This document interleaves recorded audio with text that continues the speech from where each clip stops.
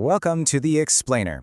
Today, we're unpacking a really fantastic GitHub repository that serves as a total blueprint for packaging and deploying computer vision models.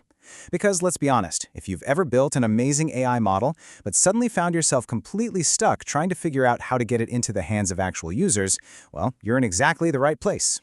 Right out of the gate, the documentation states that this project provides an end-to-end production-ready computer vision microservice architecture. And man, that phrase, production-ready, is just absolute music to a developer's ears. We're looking at a completely fleshed-out solution that bridges that massive, frustrating gap between a raw AI model sitting in an isolated Jupyter notebook and a fully deployable web application that anyone can interact with. So here's our roadmap for today. We're going to deconstruct this setup piece by piece. We'll start with the YOLOv8 Detection project itself, move into the front-end and back-end architecture, check out the orchestration using Docker Compose, and finish up with how you can actually get this running on your own machine. All right, kicking things off with Section 1. Let's demystify the YOLOv8 Detection project setup. So at the absolute heart of this entire repository is YOLOv8. And if you're following computer vision at all, you already know this is Ultralytic's state-of-the-art model. It's famous for that incredible balance of speed and accuracy in real-time object detection. But as powerful as YOLOv8 is, just dragging and dropping this model onto the web doesn't work. It requires a really solid software framework to handle all those complex inputs and outputs securely. And looking at the language breakdown of the repo actually gives us a massive clue about how they solved this. It's heavily Python-based, coming in at about 83%, which makes perfect sense. Python is the native language of machine learning. But notice that 12% dedicated to Docker files. That shows a really serious commitment to containerization right from the start. Rounding it out is just a small sliver of shell scripting, which they use to fetch resources without bloating the main codebase. Moving right along to Section 2, let's break down the front-end and back-end architecture. The way this microservice architecture splits duties is just perfect. Think of the Streamlit UI service as the dining room of a restaurant. It's that nice, interactive space where your users sit down, upload their images, play with confidence thresholds, and actually see the final annotated bounding boxes. On the flip side, we have the Fast API service. That's your kitchen. The kitchen doesn't care about the ambiance. It just takes the order, runs the heavy YOLOv8 inference, formats all those complex JSON responses, and plates up the final annotated image to send back out. Let's look a little closer at that kitchen. Fast API was chosen for the backend for a very good reason. It's incredibly fast, modern, and perfectly suited for a containerized REST API framework. It acts as the heavy lifter here. Not only is it serving the YOLOv8 inference seamlessly, but it's also handling system health monitoring and doing the mathematical threshold filtering so the front end only gets the exact data it asked for. To make all this happen, the backend exposes some very specific REST endpoints. You've got a standard get/health endpoint, which is an absolute must-have best practice for checking if your service is actually alive. But the real star of the show is the post/detect endpoint. This is where the magic happens. It expects an image file and an optional confidence threshold, which defaults to 0.25. Basically, if the AI is less than 25% sure about an object, it just ignores it.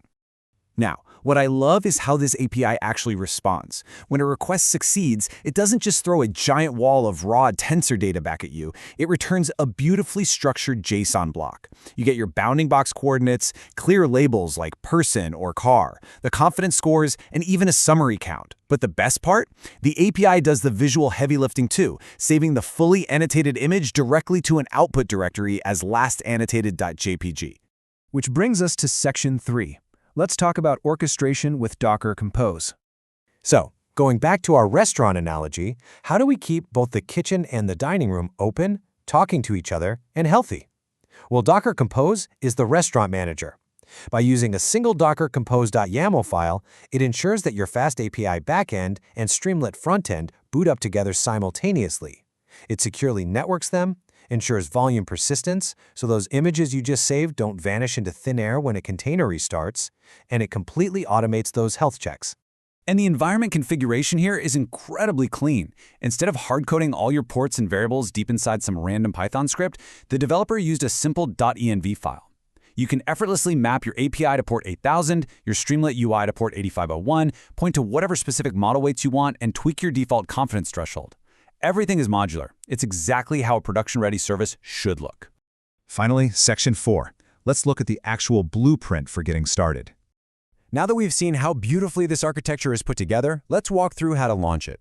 First step, model preparation. The repo smartly uses .gitignore to keep giant model files out of version control. So you just need to run a quick little shell script they provide. Scripts/downloadmodel.sh, and that'll fetch the pre-trained YOLOv8 nano model directly into your local directory. From there, you just follow a few sequential Docker commands. You run docker compose up-build-d to build the images and run them in the background. You check that they're healthy with docker compose ps, and boom, you're done. Open your browser, head to localhost 8501 for the web app, or 8000 to see the automated API docs, and when you're finished, safely spin it all down with docker compose down. It is literally that frictionless. And hey, for those of you who want to tinker with the code before you deploy, you're totally covered. The repository actually includes a full suite of automated unit tests using PyTest.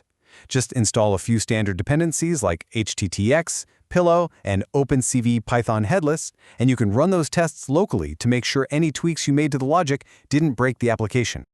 So, here we are. You've just been handed a complete, containerized, API-driven architecture that perfectly translates a raw AI model into a highly usable web application.